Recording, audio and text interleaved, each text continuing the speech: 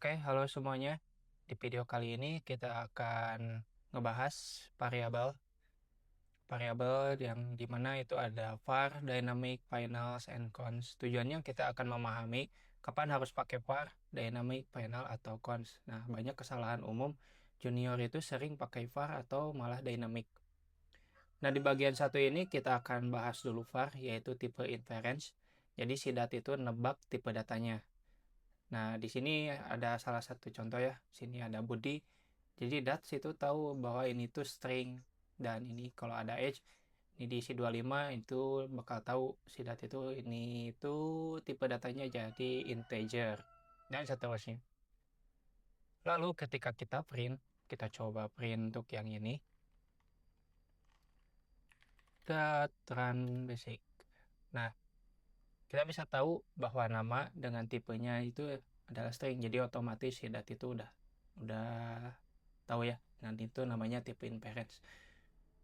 Lalu ada yang penting, setelah si tipenya ditentukan, si dat itu nggak bisa ngubah ke tipe yang lain. Semisal dari tipenya string yang tadi namanya situ si Budi, terus diganti jadi 123. Nah, inference tuh nggak bisa. Jadi ini bakal error karena dia tuh udah jadi string, tidak bisa diisi jadi integer. Tapi bisa diubah nilainya selama tipenya sama. Jadi si nama ini bisa dijadi Andi. Nah, ini masih oke ya, karena masih sama tipe datanya masih string. Dan ketika kita cek di konsol, nama yang sebelumnya Budi jadi berubah jadi Andi ya, karena di sini si nama variabel nama itu udah diubah. Nah, ada yang lebih eksplisit, teman-teman. Nah, di sini tuh tipenya eksplisit, jadi kita tuh tulis tipe datanya secara langsung. Nah, ini direkomendasikan ya, karena kodenya lebih jelas dan tipe datanya lebih clear gitu ya.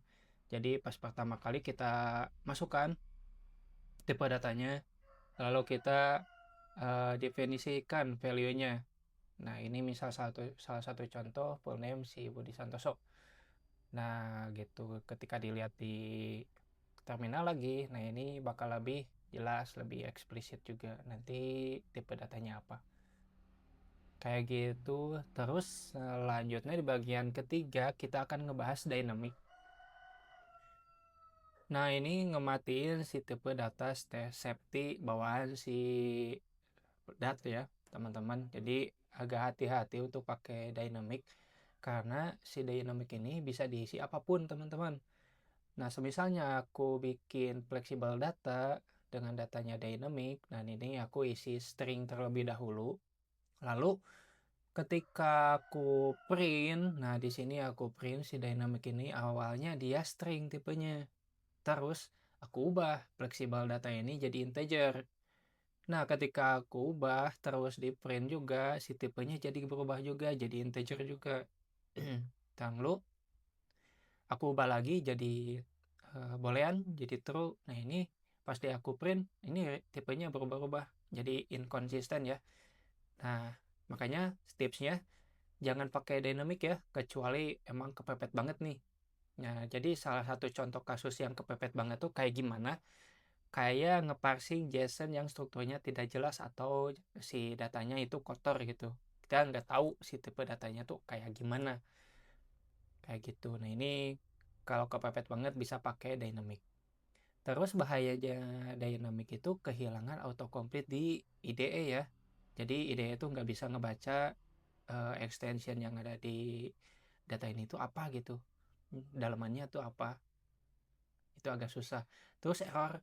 Nah, biasanya di error ini tuh baru ketahuan pas saat runtime, pas saat CF-nya dijalankan.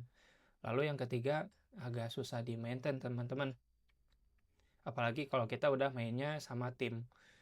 Terus yang keempat bagian final. Nah, ini tuh si nilainya udah ditentukan saat kita runtime.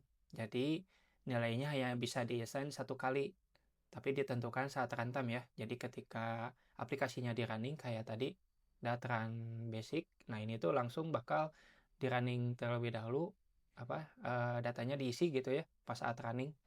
Nah, kayak misalnya yang ini kayak datetime now ya. Nah ini tuh saat runtime itu bakal nge-get dulu lalu disimpan, dan ini nggak bisa diubah-ubah datanya. Kayak ini, nah ketika aku print itu datanya bakal di-get dengan data final, ini tuh nggak bisa diubah lagi gitu. Dan begitupun untuk yang greeting message ini. Greeting message ini nggak bisa diubah lagi, teman-teman. Nah, semisalnya aku coba ubah di sini ya. Nah, di sini aku reassign. Nah, ketika kita mencantumkan final, itu tuh nggak bisa si current time ini jadi date now lagi, karena udah bikin nggak bisa diubah ya jadi final gitu. Nah, terus kapan kita pakai si final ini? Nah, biasanya yang kita pakai si datanya itu kadang data dari yang didapat dari API. Jadi DTO kayak gitu. Nanti entity kayak gitu ya. Terus data yang dihitung saat runtime. Kalau misalnya kita bikin metode, bikin kelas, terus pengen datanya itu dijalankan pas saat runtime aja, dan itu tuh nggak bisa diubah-ubah lagi gitu. Nanti kita bakal bahas lebih lanjut untuk yang ini ya. Nanti kita bakal pakai juga. Terus objeknya itu sudah ditentukan saat aplikasinya berjalan gitu. Jadi ketika kita mau bikin sebuah objek kayak si current time ini dan isinya itu date time, nah ini kita pakai di metode, cuman di metode itu aja udah cukup gitu, gak dipakai di mana-mana lagi. Terus yang bagian 5 yang terakhir ini ini bagian cons. Nah, nilai cons itu ditentukan saat kita compile time. Jadi ketika ke compile dulu, nah ini tuh nilainya bakal udah fix gitu ya, nggak bisa diubah-ubah lagi. Dan nanti kita bahas apa yang bedanya sama final tadi. Oke. Nah, kita salah satu contoh aja, kita bikin konstan ini double. Ini untuk yang P ya, yang isinya 3.14.5. Ini tuh nggak bisa diubah-ubah lagi dan bakal seperti ini value-nya kayak gitu. Terus kalau di print juga ya nggak jauh beda sama yang lainnya, yang ini. Terus si ini tuh nggak bisa di apa ya, ada beberapa perbedaan sama final. Nah, yang tadi final itu apa ya, nah ada perbedaan di cons itu, ada beberapa variabel yang tidak bisa dimasukkan ke cons. Ini tuh datetime.now itu tuh dihitungnya pas saat runtime saja, bukan nilai yang bisa dimasukkan ke dalam cons gitu. Jadi ini tuh nggak bisa, jadi error. Nah, kalau pakai ini kita bisanya pakai final. Ini kalau pakai final bisa karena dijalankannya saat runtime. Jadi nge-get data date time now ini tuh nggak bisa ada dalam cons ya, karena butuh saat runtime. Itu ini bakal jadi error.